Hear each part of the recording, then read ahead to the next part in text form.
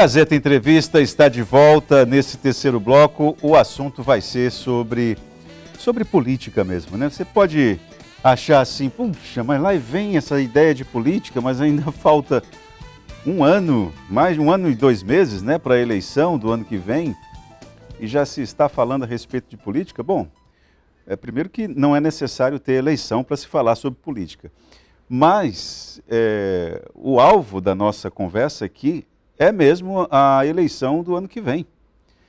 Porque, olha, se os palanques não se desfizeram nem das eleições de 2018 para de 2020, os palanques não se desfizeram. Imagine de 2020 para agora. Eles estão fortes. Ninguém deixou de fazer articulações, a verdade é essa. E só que no meio disso tudo ainda tem definições a serem efetivadas pelo Congresso no que se refere à legislação, né, que vai nortear, que vai referenciar a campanha do ano que vem, as regras para o jogo do ano que vem. Nós vamos conversar com uma figura que transita com intimidade aqui na política regional, em vários grupos políticos. Estou falando do nosso amigo Carlos Coelho, que é consultor. Vamos dividir a tela? Professor Coelho, boa tarde, seja bem-vindo aqui ao programa Gazeta Entrevista. Boa tarde, Itaã. É uma satisfação estar aqui no programa, participando com você, tá? Bom, primeiro que essa vai ser certamente uma das várias conversas sobre eleições do ano que vem. Eu queria saber de você, como um consultor político, como uma pessoa, um conselheiro, queria saber de você o seguinte: na sua avaliação, o que o eleitor precisa prestar atenção a partir de agora? Quais são os elementos que o eleitor precisa focar os olhos e os ouvidos para poder fazer uma boa decisão ano que vem? Itaã, primeiramente o eleitor tem que compreender que a política ela é necessária para o país, que é através da política que define as regras da sociedade.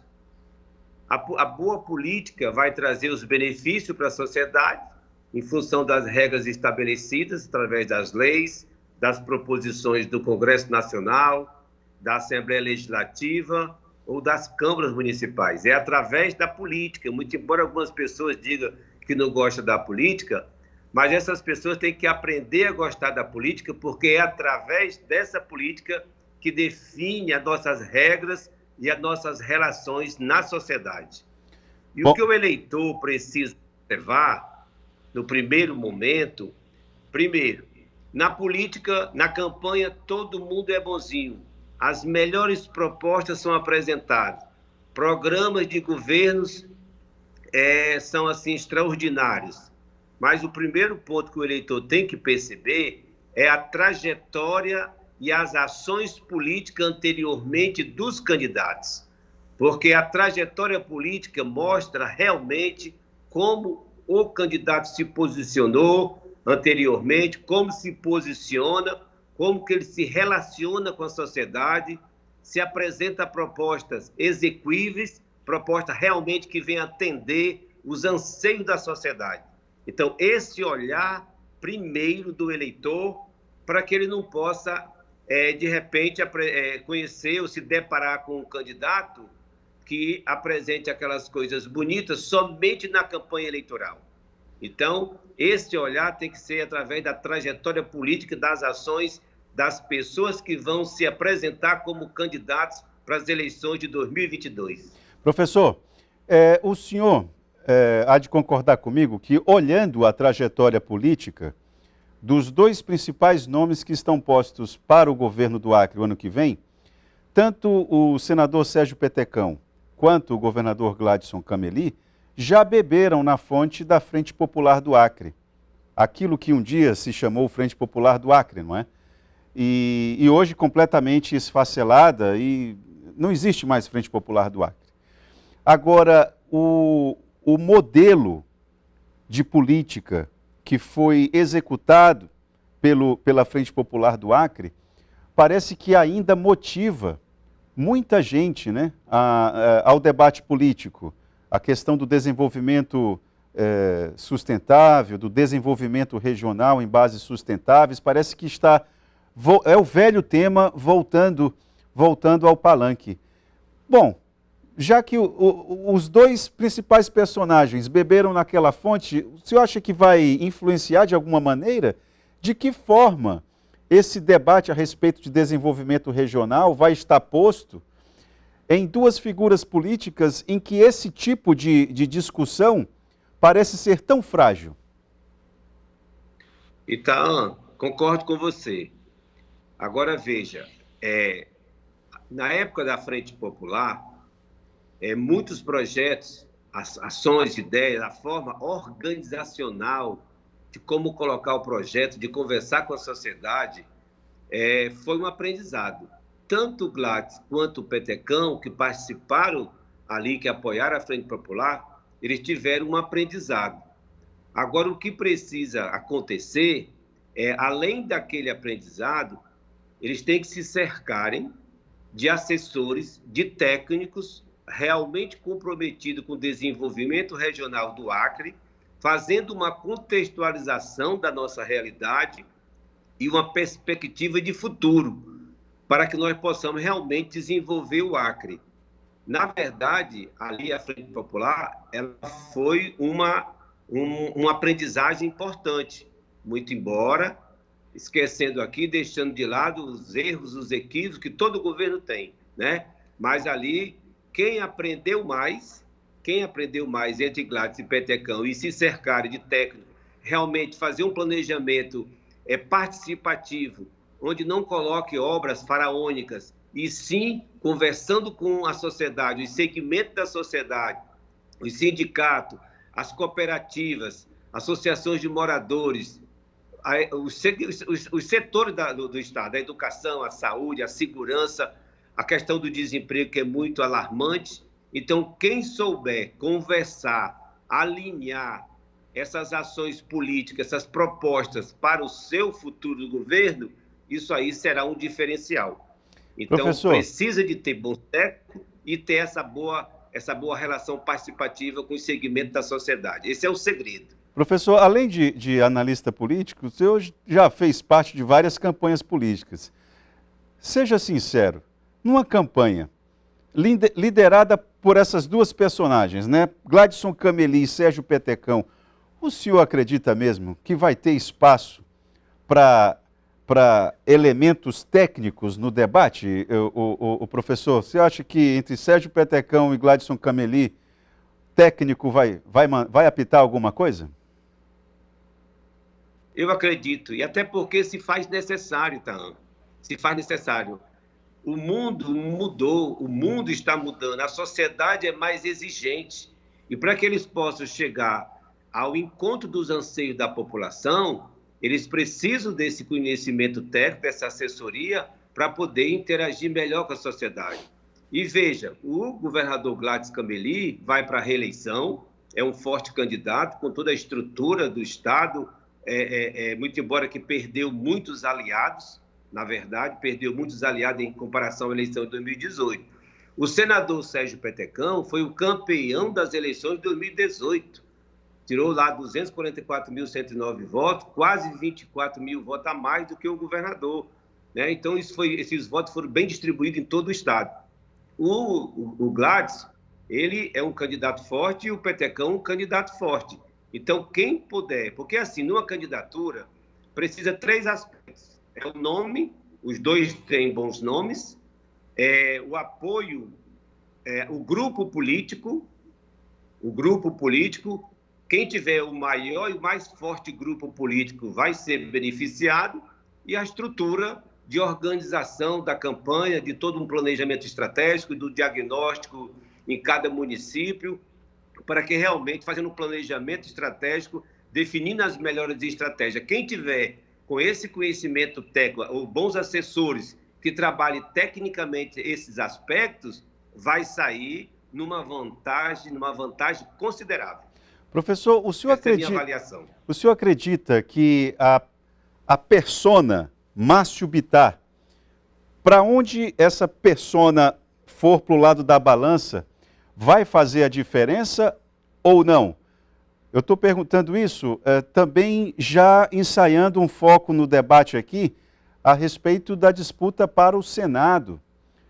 Embora muita gente fale que o Márcio está colocando aí o nome da ex-esposa como uma alternativa para o Senado, mas na verdade, o alvo é a Câmara dos Deputados. Aí já é um outro detalhe. Mas a figura de Márcio Bittar, ela vai ser um apoio, digamos, vital para os dois candidatos ou não? Não, eu não vejo como vital. Eu vejo um apoio importante. Queira ou não queira, o Márcio foi eleito senador na chapa com o Petecão e o Gladys. Teve um apoio, teve uma votação importante naquele momento, mas eu vejo assim, nessa questão do Senado, o mesmo grupo político, que é esse grupo de 2018, com o Petecão, com o Gladys e tal, eles têm apresentado 5 candidatos ao Senado. 5. E aí cria um problema, porque o Márcio disse que a ex-esposa, que é a Márcia Bittar, iria para o partido que o Bolsonaro for. E hoje, em relação à questão do centrão, do apoio, Bolsonaro tende a ir para o PP. Aí quando chega no PP tem um atrito, que já tem a senadora Maísa, que é senadora, e vai para a reeleição. Então veja bem essa questão do Senado. Eu acho que eles não estão fazendo a conta devida. Porque com 5 candidatos ao Senado do mesmo grupo político, isso vai pulverizar, os votos vão pulverizar, e, na verdade, desses 5 candidatos, no meu olhar, que tem um bom nome, que tem um grupo político, que tem uma estrutura de campanha, a deputada Jéssica Salles se beneficia nesse aspecto. Por outro lado, se pulverizar, acontecer essa divisão que vai, não tem como não acontecer, aparece fortemente o nome do ex-senador Jorge Viana. E se o Jorge Viana, na minha avaliação, tirar 30% dos votos para o Senado, com essa divisão entre 5 pré-candidatos do mesmo grupo político, o Jorge Viana leva vantagem. Então, no meu olhar, a disputa do Senado, a vaga de Senado, hoje, no cenário de hoje, vai estar disputada entre a Jéssica Salles e Jorge Viana. Professor, muito bem lembrado. Queria primeiro que o senhor, se pudesse de memória, nos lembrar aqui esses 5 nomes que fazem parte dos grupos de Petecão e Gladson Cameli. Os 5 nomes aos Senados. E outra coisa, na sua avaliação, ter 5 nomes de um mesmo paneiro político, isso não lhe indica uma leitura pouco sofisticada a respeito de democracia? Em parte, porque, veja, a participação, o direito de concorrer, está ótimo, isso aí é indiscutível. Agora, se nós analisarmos por que surgiram esses nomes, esses 5 nomes, no caso a deputada Jéssica Salles, a senadora Maísa Gomes, o deputado Alan Rick, deputada Wanda Milani, e a Márcia Bittar, são os 5 nomes. Por que surgiram esses nomes? Em função da legislação eleitoral, por não ter mais coligação partidária, cada partido agora vai ter que ser a lei do Muricy, cada qual por si. Eles têm que se fortalecer. E os partidos estão tendo dificuldade, Itaã, de formar as suas chapas, porque os candidatos que têm uma boa base e uma boa densidade eleitoral não querem ir para esses partidos que têm o deputado, porque eles acham que vão servir de escada para quem já tem mandato. Então, praticamente, vamos ter um quociente eleitoral de aproximadamente 45 mil votos para eleger no caso federal. Os partidos que têm mandato, que têm deputado com mandato, vão ter muitas dificuldades para formar sua chapa de federal e de estadual.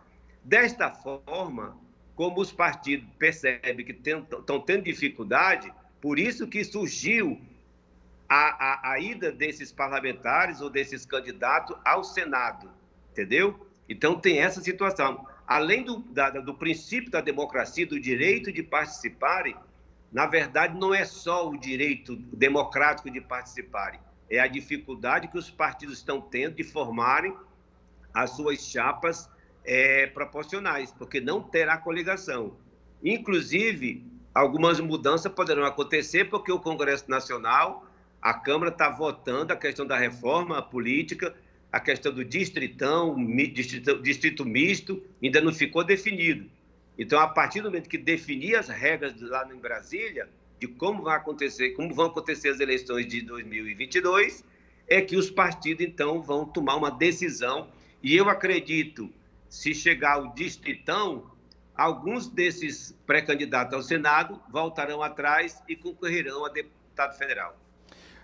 Professor, eu vou lembrar aqui, fazer uma comparação entre os irmãos Viana, né? O Tião Viana tinha uma capacidade de aglutinar, de juntar, um pouco limitada comparado ao irmão. O irmão, o ex-governador Jorge Viana, é conhecido por ser um articulador, né? Ele consegue colocar na mesma mesa ali para almoçar figuras que normalmente não almoçariam juntas. Eu queria saber do senhor o seguinte: essa articulação, eu conversei outro dia aqui mesmo no programa Gazeta Entrevista, com a deputada federal Jéssica Salles, e ela falava a respeito da pré-candidatura, e ela, muito articulada e muito bem instruída, falou que todas as possibilidades de alianças estavam abertas, inclusive com o PT. E naquela semana circulou a informação de que houve uma conversa entre Jorge Viana e Wagner Salles. Acredita que seria possível? Mas se Jéssica Salles é um nome ao Senado, o que está errado aí nesse cálculo? Na verdade, a conta não bate, né? Exato. Porque a conta não bate. Porque o que eu tenho percebido é que o grupo do governador Gladys gostaria de convidar a Jéssica para ser vice na chapa dele. Porque comenta-se que o governador tem um compromisso com o presidente Bolsonaro e com o Márcio Bittar para indicar Márcio Bittar ao Senado. A Jéssica divulgou essa semana que não tem interesse de ser vice de ninguém. Ela quer ser candidata ao Senado. E disse que, não sendo o próprio Wagner, que é o pai dela, que tem a liderança do Juruá, o leão do Juruá, né? Que se a Jéssica não fosse a candidata na chapa do Gladys, poderia ser do Petecão ou do próprio Jorge Viana, no caso, vislumbrando a possibilidade do Jorge Viana disputar o governo, que eu acho remota. Na minha avaliação, o Jorge Viana é candidato a senador. Até o PT soltou uma nota oficial dizendo que ele disputaria a candidatura majoritária. Mas, na minha avaliação, ele disputa o Senado. Então, essa conta da Jéssica e Jorge Viana e tal, essa aliança, a conta não bate. Bom, professor, infelizmente o nosso tempo acabou. Queria poder esticar um pouquinho mais, mas isso não tenho mais tempo aqui, já estou sendo advertido que o tempo acabou e já era. Muito obrigado pela sua participação aqui no programa Gazeta Entrevista, professor Coelho. Disponha sempre. Um fraterno abraço, estamos sempre à disposição. Muito obrigado. Vou lembrar que esse terceiro bloco do programa é sempre um oferecimento da Verágua, a água mineral dos acrianos. Gazeta Entrevista volta amanhã.